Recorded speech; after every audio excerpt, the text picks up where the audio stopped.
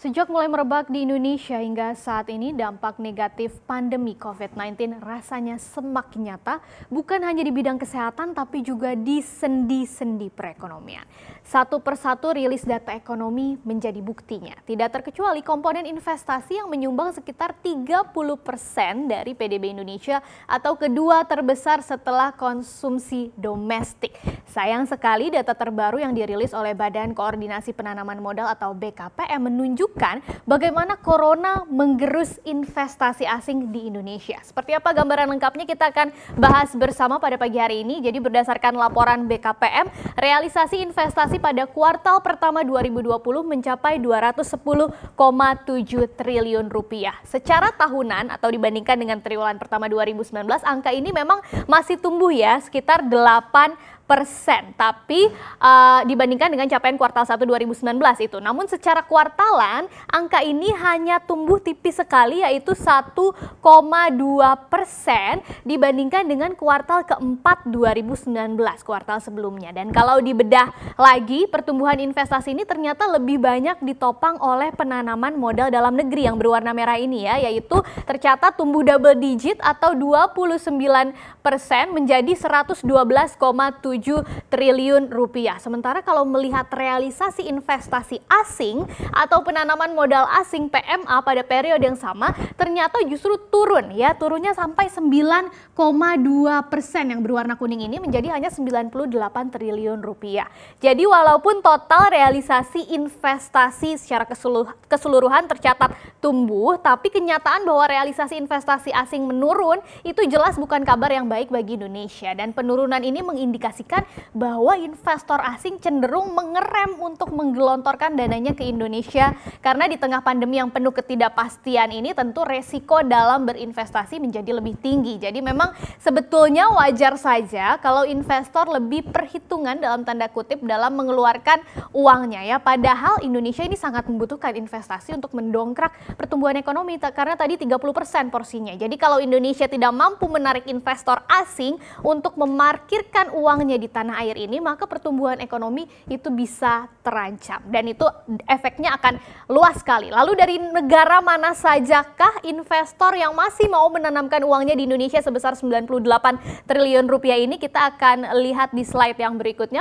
BKPM mencatatkan bahwa investasi asing yang masuk ke Indonesia paling banyak yaitu sekitar 40%-nya ternyata berasal dari negara tetangga kita yaitu Singapura. Nilainya mencapai 2,7 miliar dolar Amerika Serikat. Baru kemudian disusul oleh China ya. Jadi meskipun pandemi corona ini merebak awalnya dari China, kasus pertamanya berada di Wuhan, ternyata investasi China ke Indonesia di kuartal pertama ini ada di urutan kedua, porsinya sekitar 19% atau senilai 1,3 miliar dolar.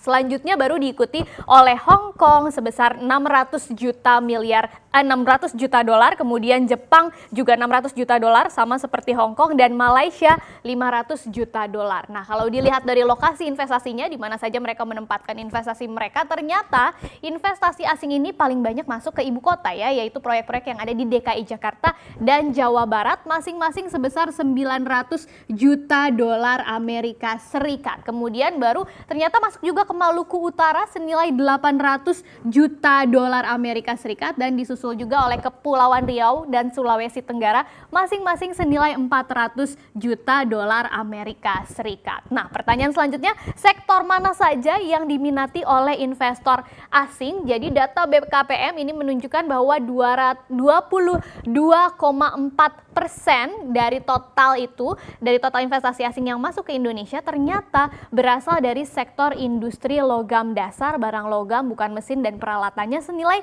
1,5 miliar dolar. Kemudian baru sekitar 13%-nya ini masuk ke sektor listrik, gas dan air sekitar 900 juta dolar Amerika dan diikuti oleh sektor transportasi, gudang dan telekomunikasi sebesar 800 juta dolar Amerika serta ada sektor perumahan, kawasan industri dan perkantoran sebesar 600 juta dolar Amerika, sama juga di sektor industri kimia dan farmasi nilainya sama-sama 600 juta dolar. Nah, melihat kondisi ini BKPM tetap berharap bahwa perusahaan asing ataupun mungkin perusahaan dalam negeri itu bisa terus berproduksi dengan baik, tentunya dengan tetap memperhatikan aturan-aturan yang ditetapkan oleh pemerintah. Nah, BKPM ini juga berkomitmen untuk terus melakukan pengawalan investasi dan memfasilitasi hambatan-hambatan yang dihadapi oleh perusahaan ya. Dan tetap saja meskipun tadi harapannya baik, tapi sudah disiapkan ya, ada skenario terburuk dari dampak COVID-19 ini terhadap realisasi penerimaan investasi Indonesia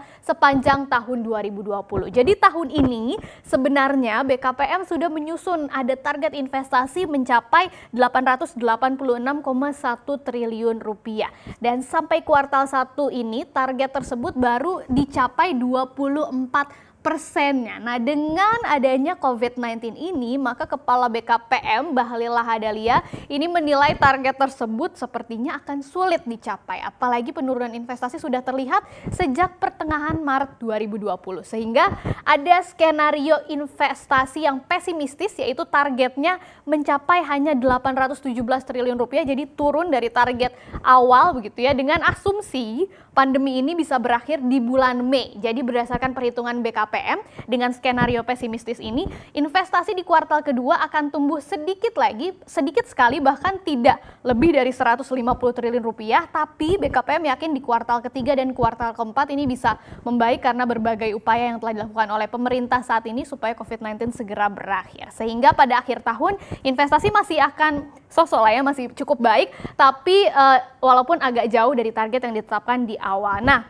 kalau ternyata pandemi ini masih berlanjut, kalau tadi kan Mei ya, tapi kalau ternyata lanjut lagi sampai ke bulan Juni atau bahkan sampai ke bulan Juli, jangan sampai kita tidak berharap demikian, maka ada skenario terburuk investasi Indonesia itu bisa lebih rendah daripada 817 triliun. Jadi jauh di bawah 817 triliun itu bisa saja terjadi. Lagi-lagi gara-gara corona atau pandemi COVID-19. Nah, kalau sampai skenario-skenario yang tadi itu yang tentu saja kita tidak harapkan terjadi, maka sekali lagi karena investasi salah satu penyumbang terbesar PDB itu akan berdampak ke perekonomian kita. Dan kalau perekonomian kita sudah berdampak, maka seluruh sektor pastinya akan terkena. Maka kita semua berharap yang terbaik ya, supaya COVID-19 ini segera berakhir sehingga kesehatan kita bagus, ekonomi kita juga bisa bagus.